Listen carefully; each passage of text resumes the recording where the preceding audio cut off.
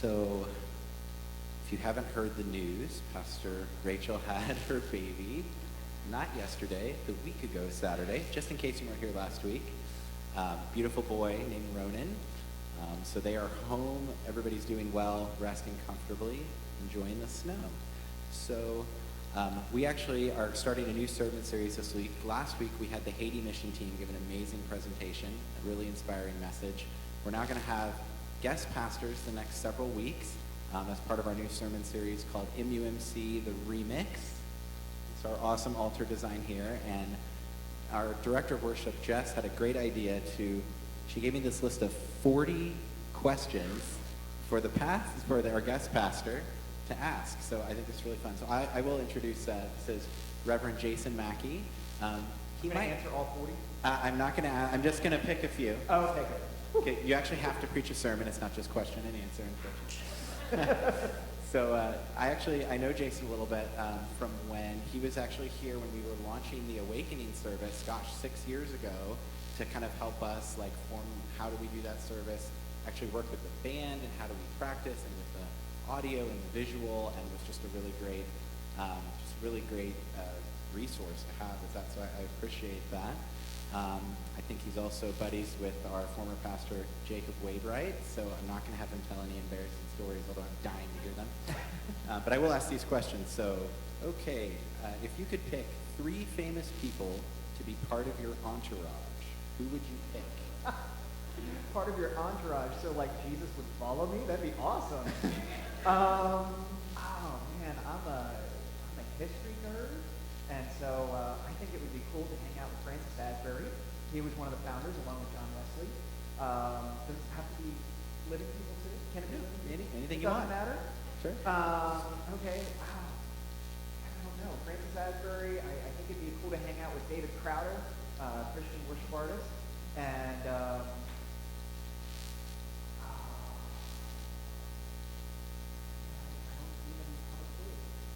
Julia Roberts, one of my favorite actors. There we go. Okay. I thought maybe he'd go with his wife. I don't know. Famous! Oh, goodness! Oh, sorry, famous, yes. Fair enough, famous, yes. Famous. Good call. All right, next one, this is easier. What is the most unusual food that you like to eat? Most unusual food, I should have studied these questions. They even gave them to me ahead of time. I don't know, I'm a bit of a foodie. I love lamb. I think lamb is a really good lamb chop. Done up perfect. Nice. All right, and then last one, what was your favorite concert you ever attended? Oh, okay. I grew up country, so I saw Garth Brooks twice at the Bryce Williams Center both times. Awesome.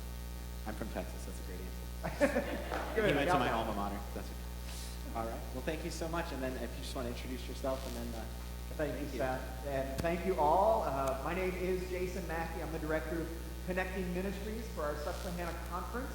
I bring you greetings on behalf of our bishop, Jeremiah Park, and the cabinet, our district superintendent, and in fact, I also bring you greetings from Jake Wainwright. He and I were having lunch yesterday up in Williamsport, and I said, yeah, I'm going to be at Middlesex tomorrow. He's like, oh, I missed them. I had so much fun there.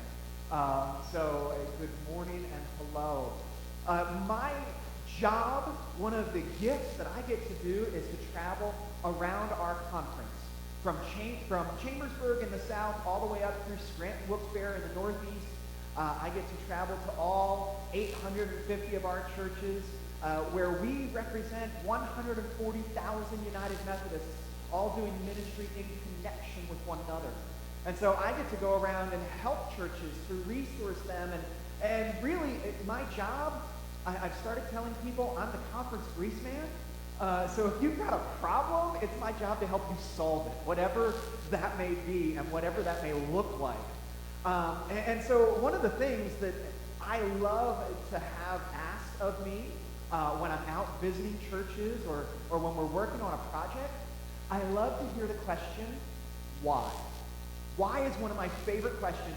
It's a question that I've always asked as a person. My wife likes to tell the story that we went to school together, to college together, and started the same day, freshman year. And in our freshman classes, we were both math majors.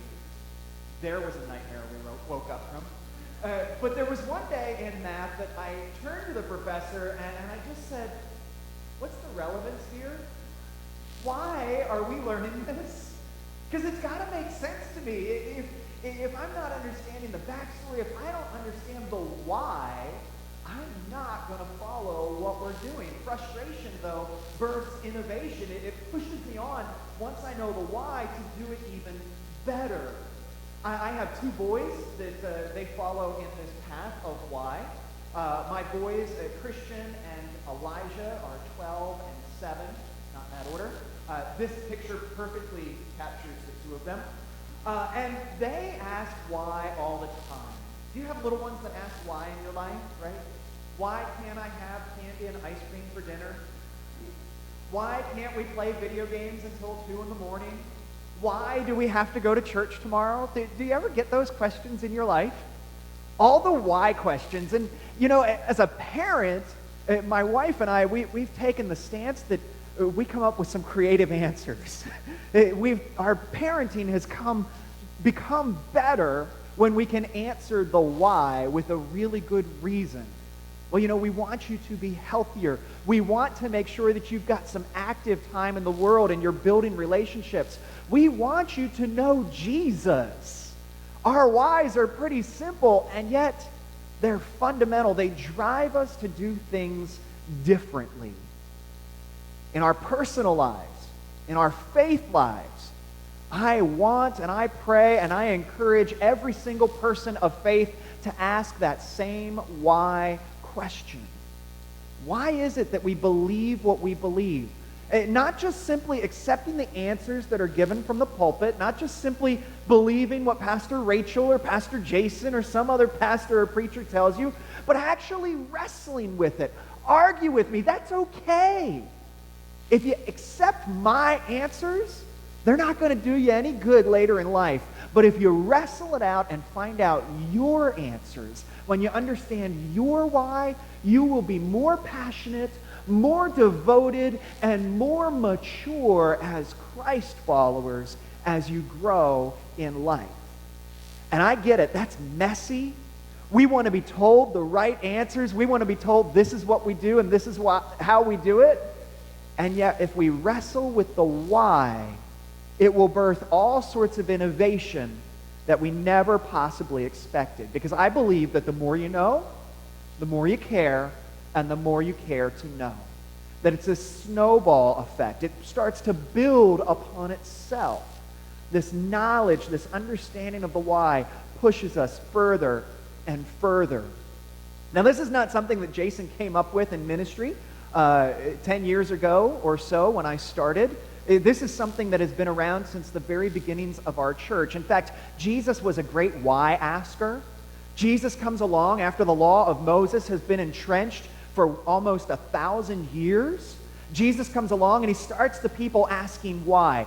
Why are you really following that law? Why are you really doing these things? What's your heart behind this? Jesus starts to push the people to get to know more and that they'd be passionate followers. And the early church, even after Jesus is gone, they start to continue asking these questions. That's reflected in the Acts of the Apostles, one of the great history books of the church.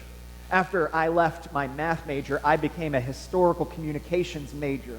And I love history. I love to see how people wrestle with questions and what cultures are like over time. And the Acts of the Apostles is a beautiful snapshot as to what was going on in the early church. In this morning's passage from Acts 15, you see the story of the church that has been lived out time and time again down through the years of people coming to an issue and then starting to ask the why. And what we see beautifully lived out in this passage of Scripture is what we as a church, we as a connection are trying to do. You will see in this passage leaders who are teaching the people to think creatively, to build relationships around Jesus. Leaders that are asking the why, that are coming up with creative solutions and new relationships. So let's go there. Let's go back to the first century, right? Jesus has just died a couple of years prior. We're probably within 3 years of Jesus' death. We're probably right around 35, 36 AD, right? The church is still under persecution by the Jews, and there's this new Jewish leader that's going around. His name's Paul. And Paul is well, he's a former Jew, and he's a new follower of the way. And Paul was this amazing dude, and Paul was once one of the Pharisees. He was one of the real Jews, one of the good ones who followed the law and didn't ask questions. And then Paul had an experience with Jesus where Jesus started to make Paul ask why. And when Paul understood his why, when Paul understood his relationship with Jesus, Paul's life entirely changed. And he started to go from church to church, town to town, building relationships and building communities of Christ followers who were sold out for Jesus. And in the early church, and in one of these cities that Paul has come to, it's the city of Antioch. And there's an argument that starts to break out because you see, as Paul comes along, he teaches the people it's about a relationship with Jesus. And then right after him come these guys who really value being Jewish. And they come along and they say, I know what Paul's been telling you, and I know you think you know what your faith is all about, but you need to be circumcised. And the ladies are like, okay. And the guys are like, I don't think so. Why? Why? What does this matter? And they don't really have a good answer. And interestingly enough, new people are not interested in coming to faith. New people are not interested in joining this new movement because there's not a good why, and circumcision is not a good idea. You know, they've been looking at their church research, they've checked out their mission insight report, and they're finding that they're missing an entire demographic of people. New people aren't coming through their doors. The people who are already circumcised, they're sitting here in the pews and they're happy, but the uncircumcised are thinking, I'm not so sure that's for me. And you know what it's like. This early church, they gather in their Sunday school class. You know, the young believers group of 55 and 60-year-olds, they've been young believers for the past 30 years. They sit back there and they debate the issue. And why aren't the new people coming through our doors? And how come we're missing them? And then in rolls the new pastor with all these new ideas and says, well, what if we did it this way? And what if we tried that? And you know how that conversation goes sometimes. Oh, she's meddling. Oh, they get all mad and all uppity in the early church. And they write a letter to the DS. Have you seen this played out in churches before? They write a letter to the district superintendent complaining about all these changes, all these new things. She's making us think, what's up with that? They write a letter to the conference office, and back in Jerusalem at the conference office, there's great debate. You know, y'all, we got a preacher out in the field who's issuing some crazy ideas. He's getting the church thinking, and it's dangerous when the church thinks. And the debate rages around the conference table. And some of the people at the table say, you know what? Why do we need to have them circumcised? What's wrong with that? And others say, but we've always done it this way. We've always circumcised people. That's how we know that they're children of Abraham. That's how they're saved. Well, but I thought salvation was in Jesus, and I thought this was about a relationship with Jesus, and I thought this was about our faith. Well, no, it's about who we are. The debate rages around the table. When you read the scriptures, it sounds very civil, doesn't it? Well, Paul stood up and made his case, and everybody sat quietly. I don't believe that for a minute. They were yelling and smacking on things, and everybody was standing up. You're a heretic! It was a lively debate back at the conference office. Leaders were calling people to do things differently. But then there was this one leader who was different than everybody else. This one leader who had the reputation of having camel knees. doesn't sound like a good reputation, does it? This leader was known for having camel knees because his knees were hard and calloused like a camel's because he spent that much time on his knees in prayer. This man was devout and holy. This man truly cared about his relationship with God. This man also happened to be the brother of Jesus. This man was James. And when James came forward to speak, I imagine that a hush finally did come across the table. And everybody listened because they respected him. They knew he was a spiritually deep individual. They knew that his leadership was transformative. They knew that if you believed your brother to be the Son of God, you must really believe that. What would it take you to believe your brother was the Son of God? Right? They knew James's faith was sincere. And they listened to what he had to say.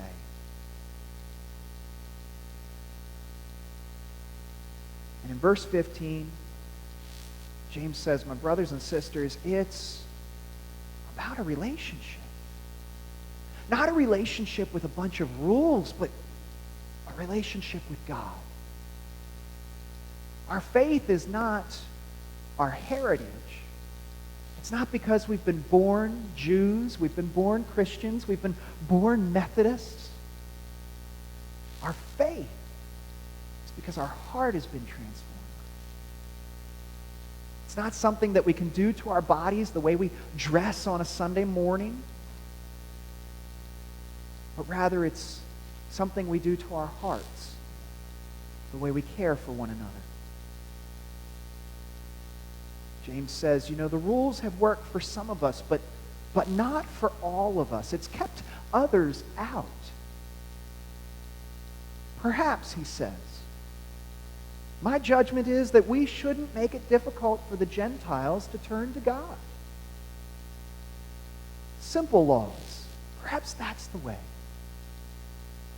My brother Jesus, he took the law and he boiled it down to 2 rules. Love the Lord your God. Love your neighbor as yourself. Pretty simple. He said all 613 commands of the Old Testament were contained in those 2. Perhaps we would not make it difficult for the Gentiles who are coming to God. Now, this idea was not popular. It wasn't immediately popular with the church, and yet James was willing to step out and do something. And brothers and sisters, as a church today, in a world today where we struggle with our relevancy, we need to be brave just the same as James was. We need to grow brave and bold leaders who are willing to step out and try something new to reach new generations and new people for Jesus. As a church, we've gathered an entire movement of growing spiritual transformational leaders, helping congregations such as yourselves raise up not only pastors, but also lay people. Because we know, and I've witnessed it here at Middlesex, that it's not just about the ministry of one, but it's about all of our ministry. It's about how we all lead our brothers and sisters to Jesus. And so we're growing these leaders. We're nurturing their spiritual faith. And in doing that, they become transformative. They start to shape those around them, and pretty soon they start to shape the community around them. Even when it's not popular, even when they're doing something different. I wonder, brothers and sisters, could we be those kinds of leaders? Could we follow in the same steps of the early church and start to ask our why? What is it that we believe? What does Jesus mean to me? And how does that shape what I do every day? The early church continued to do something a little bit different then. As that conversation raged around the table, some people started to say, but we've always done it this way. James says, I know. Peter speaks up and says, well, but. James says, it's okay, Pete. I get it. What if we tried this new thing?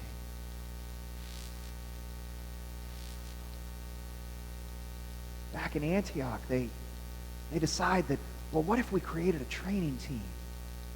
What if we created a team that went out and helped congregations, helped them to do things differently, helped them to look at how they do church and how they reach out to the community? And brothers and sisters, here's the amazing thing about here at Middlesex. You've already done that. You've already begun to transform how you as a church reach out to the community. And this is the kind of movement that we want to see across our conference. This is what we want to see across our churches. That we would stop and say, where is the Holy Spirit's fire burning? Where is God leading us into community? You see, we have a whole nother department as a church called Equipping Vital Congregations. This department is asking churches to stop and begin to ask their why. How are we going to go reach out to Gentile Jerry? How are we going to go reach out to the rest of the world who didn't get raised up in church but might need something new and different? That is scared to walk through our doors, but you know what? They consider CrossFit to be their church. How can we create new expressions, fresh expressions of ministry in our world? See, the early church in Acts 15, they started to wrestle with this. James not only said we should make it easier, but some of the believers believe, James said that we could continue to preach the law, but in new ways. Although there was an argument over circumcision, they believed that maybe we could do this differently. And it sparked new thinking and new approaches. How could we teach the law in a different way? And the church began to expand and the church began to change. It's about this time that we see an entire movement away from the temples and the synagogues. Did you know that the early Christians met in synagogues? The early Christians were Jews. They went to church with the Jews every Sunday because they were Jewish. But when they started to say, how could we do this differently? It meant that they had to change where they were meeting and worship. It meant that they had to come up with new ways of doing this. And they went out from the synagogues and they started new holy places, peaceful places, reflective places where people could meet God. See, church, that's what we're encouraging today. Vital congregations, groups of people that are bringing people into relationship with Jesus in new and different ways. And so we have spiritual leaders. We have vital congregations. And then you start to see that these churches become connected. They start to become connected far beyond Antioch, far beyond Jerusalem. They start to become connected across the land in this new movement, connected through the Holy Spirit. They go out and they build relationships with one another and they start to see, oh, you're a Christ follower? I'm a Christ follower. How can we take this to new people? And missions begin. And the word starts to spread, and letters are written to the early church, and they're to places like Philippi and Colossae and Thessalonica. All of those letters in the early church, they're the connecting ministries that are happening. As Paul writes to the early churches and says, hey, we're all followers of Jesus. How can we support one another in ministry? They start to ask the really big whys and hows of what it means to love God. It's an amazing early church movement. And when we look at it today, we think it's a dusty old story. But it's still the life of our church today. It's what we're trying to do. We're trying to get our churches to begin asking that why. And I get it, it's hard. And it's frustrating. And yet I believe that our God has always been there through the frustration. Our God, through the frustration, has birthed innovation. You want proof? Look at the Scriptures. Our God has always been there when we were willing to ask why. Hey, through Adam and Eve, when they committed that original sin, God came forward with a new plan. Through frustration, God birthed innovation. When Noah was facing a catastrophic flood, God brought forth an ark that would bring deliverance for the people. For Abraham and Sarah, when they thought they were old and lifeless and that nothing new could come, God created a promise, and God birthed a child even in her old age. When there's frustration, God births innovation. When Joseph was sold into slavery, God used him as a tool and raised him up in Egypt to deliver his family. When Israel seemed lost in the wilderness, God provided for them manna and quail and eventually brought them into the promised land. When Jesus was on the cross, and all the promises of the world seemed frustrated and lost, and he was laid in a tomb, God birthed innovation 3 days later by raising him from the dead. You see, church, we think, we're tempted to fear that the age of the church has passed. We're tempted to fear that our faith is dwindling and that Jesus is not having the same impact as he once did. And yet God's not done with us yet. In frustration, God births innovation. So when we sit and we wonder, when we ask the why, and it seems like all hope is lost, maybe God is calling us to a new movement. Maybe God is raising up new leaders who will ask us to think creatively, to build relationships around Jesus. Because you see, there's a movement that began 2,000 years ago, much the same way. When Paul and James and Peter had a debate in Antioch. It happens still the same way today. And sometimes that's very hard to see, especially when the pews are empty because of snow. But I want to show you what's happening across our conference. I want to show you some of the exciting ministries that are happening every single day throughout this conference. And I want to begin with a conversation that I had yesterday with Jake. Jake and I met for lunch up in Williamsport, and it's been a challenging time for him. As you might know, our church, our denomination is divided over where we stand on same-sex marriage and ordination of LGBTQ persons. It's been a conversation that's been very painful, very passionate, and it's also been a conversation that's been very stalled out. We haven't been able to communicate across the divide. And Jake told me, he said, you know what? It was really scary. We started to have people already leaving our church, and they weren't even willing to have the conversation. And he said, back in October, our church council got together, and we devised a plan. We devised a strategy to do something new, to talk about the topic that nobody wants to talk about. And he said, we did 2 really long sessions, 3-hour sessions at night in our church.